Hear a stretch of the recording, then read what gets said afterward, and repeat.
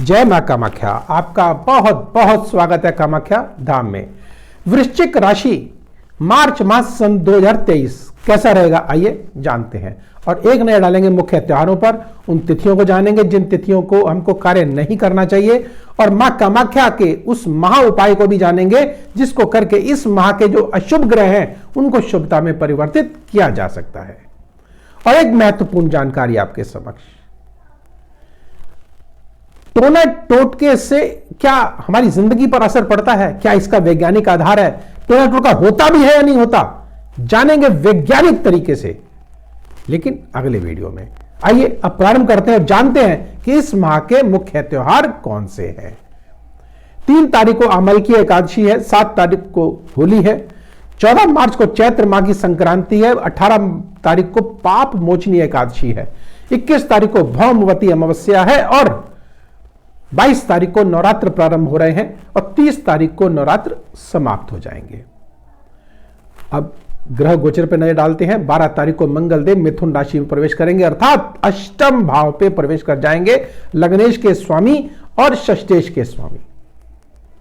अष्टम भाव का अर्थ है कि पीड़ादायक, अर्थात कहीं ना कहीं आपसे अपनों से ही किसी के द्वारा आप धोखे के शिकार हो सकते हैं। वाहन बड़े सोच समझ के चलाइएगा। मैं आपको डरा नहीं रहा, लेकिन जो ग्रहों की स्थिति है वो आपको बता रहा हूं, उससे अवगत करा रहा हूं। सावधान रहेंगे तो इसका मंत्र का लाभ आप बहुत बाखूबी ले सकते हैं। आइए अब आगे बढ़ते हैं और जानते हैं। बुध, सूर्य और शनि देव चतुर्थ भाव पर विराजित है।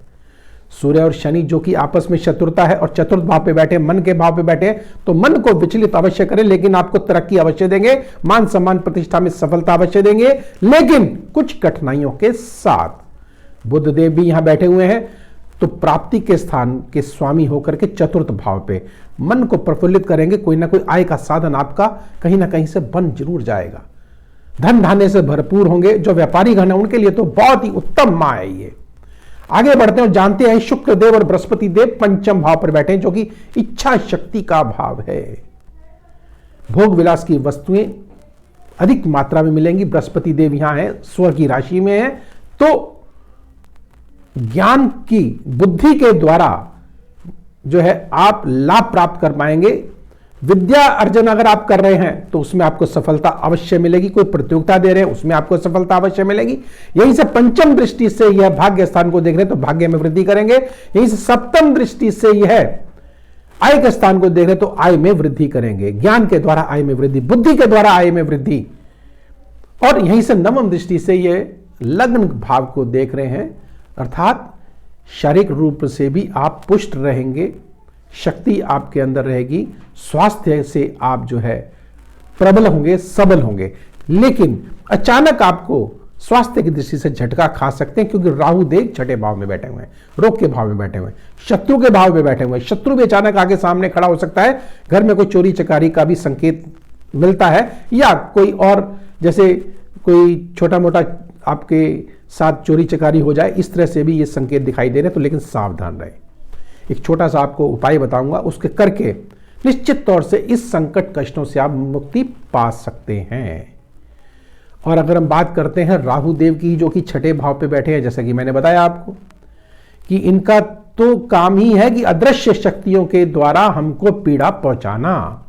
ऐसा ना हो, चाहे वो स्वास्थ्य की दृष्टि से हो, चाहे वो हमारी शारीरिक दृष्टि से हो और मानसिक दृष्टि से हो, ऐसा ना हो। इसके लिए क्या करें, तो आइए उस महा उपाय को कर लेते हैं, जान लेते हैं। पहले उन तारीखों को नोट कर लेते हैं जिन तारीखों को हमको कार्य नहीं करना चाहिए। वह तारीखें हमारी 10 तारीख, 11 तारीख, 19 और 20, 23, 24 और 27 और 28, 29 तारीख को भूल कर भी इन तिथियों को कार्य ना करें। अगर करना भी पड़े तो छोटा सा उपाय है।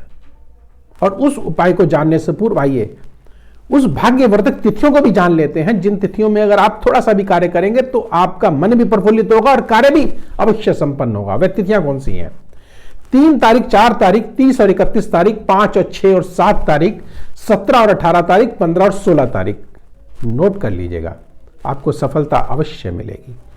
और भाग्यवर्धक और 2 तिथियां और हैं, 21 और 22 तारीख।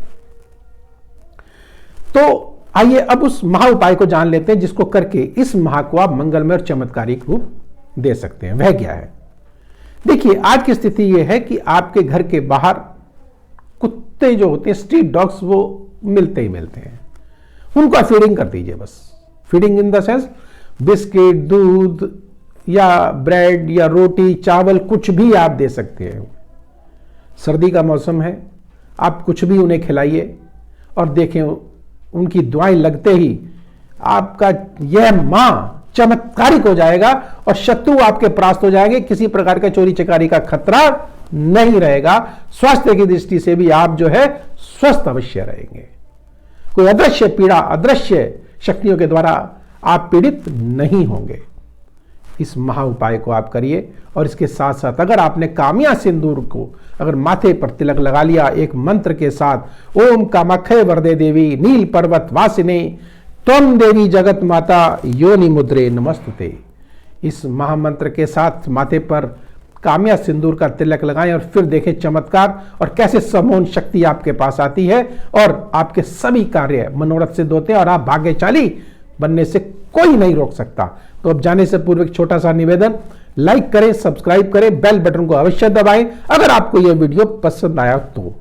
अगला वीडियो आपके पास सबसे पहले पहुंचेगा कि टोने टोटके होते हैं, नहीं होते, ये कैसे काम करते हैं और इसका वैज्ञानिक आधार क्या है। तो अब मुझे दीजिए आज्ञा। जय मां कामाख्या।